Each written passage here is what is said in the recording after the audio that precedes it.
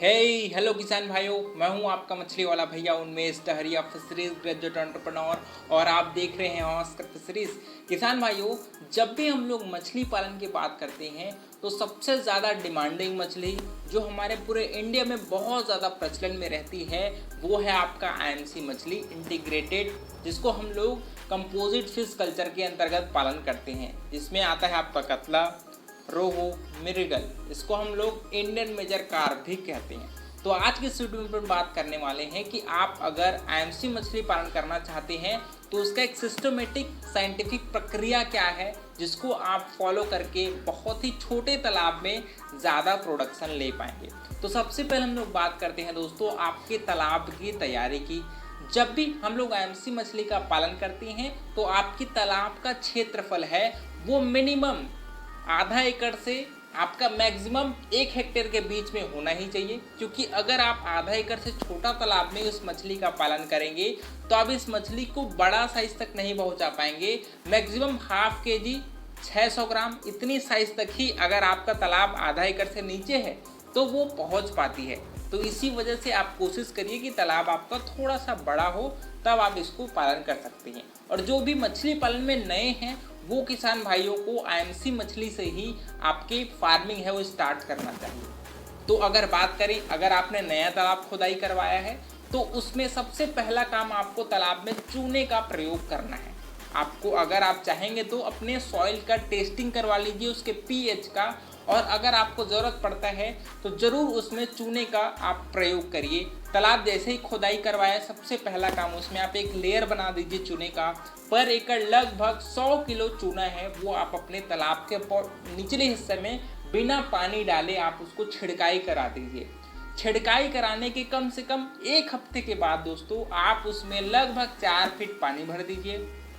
पानी भरने के 3 दिनों के पश्चात ही आप उसमें गोबर का प्रयोग है वो करिए।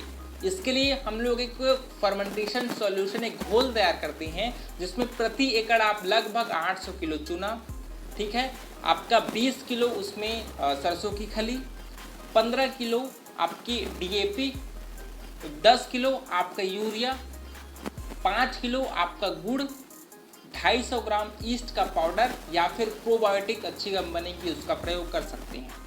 तो इन सभी को आपको एक गड्ढा तैयार करना है कंक्रीट का, और इस गड्ढे में इन सभी इंग्रेडिएंट्स को आपको डालना है। उसके बाद उसमें पानी भर देना है और उसके बाद उसको कम से कम 2 दिनों तक आप उसको अच्छे से सड़ाइए पानी भर के, और अच्छे से उसका घोल तैयार कर लीजिए। और उस घोल को ही आप अपने तालाब में फिर अप्लाई करिए। जिस दिन आप अप्लाई करेंगे उसके 2 से 3 दिनों के बाद ही आपके पानी का कलर है दोस्तों वो थोड़ा सा स्लाइटली ग्रीन, हरा कलर का आपको दिखाई देने लगेगा। तब आपको समझ जाना है कि तालाब में अब मछलियां छोड़ी जा सकती है। वो हरा कलर एक्चुअल में आपके प्राकृतिक भोजन बनने की वजह से होती है, मतलब फाइटोप्लैंक्टन, और फाइटोप्लैंक्टन की वजह से आपकी ज़ूप्लैंक्टन की भी संख्या है वो बढ़ती है। तो जैसे ही आपका पानी का कलर है वो हरा कलर का होना शुरू हो गया, उसके बाद आप अपने तालाब में मछलियों को स्टॉक कर सकते हैं। अब बात करते हैं, क्योंकि हम लोग 3 मछलियों का एक साथ पालन कर रहे हैं जिसको कंपोजिट फिश कल्चर कहा जाता है। इसके तहत सबसे पहले अपर लेयर मछली है दोस्तों, मतलब कतला मछली। कतला मछली को आपको 40% अपने स्टॉकिंग में रखना है। उसके बाद आता है आपका मिडिल लेयर। मिडिल लेयर में आपकी आती है रोहू मछली। इसको आपको दोस्तों 20% आपको अपने स्टॉकिंग में रखना है, और 10% आपको ग्रास कार्प भी रखनी है। ग्रास कार्प जो आपके घास फूस है उसको खाकर जिंदा रहेगी, तो उसको आपको 10% रखना है।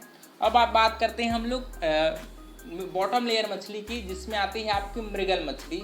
मृगल मछली या फिर उसकी जगह आप कॉमन कार्प मछली को भी डाल सकते हैं। ये आपको रखना है 30%, तो टोटल 40%। फिर आपका जो मिडिल लेयर है वो 30%, फिर बॉटम लेयर है वो 30%। तो इस प्रकार का एक प्रॉपर रेशो में ही हम लोग अपने मछलियों को स्टॉक करते हैं। टोटल आप प्रति एकड़ अगर आप 3 इंच डालते हैं दोस्तों तो 5000 डालिए। अगर 50 ग्राम के बच्चे डालते हैं तो लगभग 3500 बच्चे आप अपने तालाब में स्टॉक करिए। अगर आप 50 ग्राम के बच्चे, बड़े साइज के बच्चे अगर डाल रहे हैं तो अपर लेयर में कतला की बात करें तो इसको आपको 3000 रखने हैं। जो बीच में रहती है उसमें आपका 1500 बच्चे सॉरी आपके 1000 बच्चे आप दोस्तों इसका रखिए ग्रास कार्प का, और 1000 बच्चे आप रखिए रोहू का। और जो नीचे मछली है मतलब मृगल है उसकी संख्या आपको रखना है दोस्तों 1500। टोटल आपको अपने जो स्टॉकिंग है मतलब एडवांस फिंगरलिंग बच्चे डाल रहे हैं तो हम लोग थोड़ा स्टॉकिंग डेंसिटी कम रखते हैं ताकि मछलियां ज्यादा अच्छे से ग्रोथ करें। और अगर आप ज्यादा संख्या में बच्चे डालते हैं 3 इंची बच्चे डालते हैं तो आप 5000 तक पर एकड़ आप फिंगरलिंग बच्चे अपने तालाब में छोड़ सकते हैं, ठीक है। और इसके बाद आता है सबसे महत्वपूर्ण कि आप उन मछलियों को फीडिंग क्या कराएंगे। देखिए फीडिंग के लिए आपके पास बहुत सारे ऑप्शन हैं। आप अगर बात करें सरसों खली उसको खिला सकते हैं, राइस ब्रांड खिला सकते हैं, सनफ्लावर ऑयल केक खिला सकते हैं, आपकी सोयाबीन की खली खिला सकते हैं, बादाम की खली खिला सकते हैं, राइस डस्ट खिला सकते हैं, राइस पॉलिश खिला सकते हैं, आपका जो मक्का आता है उसका जो पाउडर आता है उसको खिला सकते हैं, धान का कना है उसको खिला सकते हैं। तो बहुत सारे ऑप्शन हैं। जो भी आपके खेती करते हैं उसका जो बाई प्रोडक्ट होगा उसको आप अपने इन मछलियों को आसानी से खिला सकते हैं। खिलाने का 2 तरीका है। सबसे पहले आपको स्टार्टिंग में कम से कम 1 महीने तो मछलियों को ब्रॉडकास्टिंग के थ्रू ही खिलाइए। जो भी स्टार्टिंग में कम से कम उसको 6% बॉडी वेट के हिसाब से उसके भार के हिसाब से आप फीडिंग कराइए। फीडिंग कराने के लिए मान लीजिए 10 किलो आपको फीड तैयार करना है तो उसमें 5 किलो आपको सरसों की खली डालिए या फिर किसी प्रकार की खली उसमें यूज करिए, और 50% आप राइस ब्रांड मतलब कार्बोहाइड्रेट सोर्स के रूप में जो होता है ब्रांड कोई भी उसको आप मिला करके अपने मछलियों को उसको फीड कराइए। आपको इसको रात में भिगा देना है, फिर सुबह उसका लोंदा तैयार करके गोला तैयार करके आप अपने तालाब में कम से कम 4 जगह दोस्तों आप अपने तालाब में इस गोले को फेंकिए ताकि मछलियों को एक प्रॉपर स्पॉट मिल जाए कि यहीं पर मुझे खाना मिलती है, तो वो उस जगह पर उस टाइम में आपकी खाने को पहुंच जाएंगे। खाना आपको दिन में 2 टाइम खिलाना है। सुबह आप 9 से 10 के बीच खिलाइए, शाम में आप 3 से 4 बजे के बीच खिलाइए, क्योंकि इस समय आपका टेम्परेचर है वो बढ़िया रहती है ना, और मछलियों को प्रॉपर ऑक्सीजन भी मिलती रहती है, जिससे मछलियां अच्छे से उनको खा पाएंगी और अच्छे से वो उसको डाइजेस्ट कर पाएंगी। तो इस प्रकार से स्टार्टिंग में कम से कम 1 से 1.5-2 महीने तक आप 6% रखिए, फिर उसके बाद उसको 5% बॉडी वेट पे लाइए, उसके बाद 3%, उसके बाद आप धीरे धीरे उसका जो परसेंटेज है खाने की उसको कम करते जाइए और अपने कार्बोहाइड्रेट सोर्स की मात्रा को बढ़ाते जाइए, है ना, ताकि मछलियों को अच्छे से एनर्जी मिल पाए और वो अच्छे से ग्रोथ कर पाए। इसके साथ साथ आपको अपने फीड में नमक का प्रयोग करना है। पर किलो 10 ग्राम नमक डालते रहिए उसमें, हफ्ते में कम से कम 2 से 3 दिनों तक।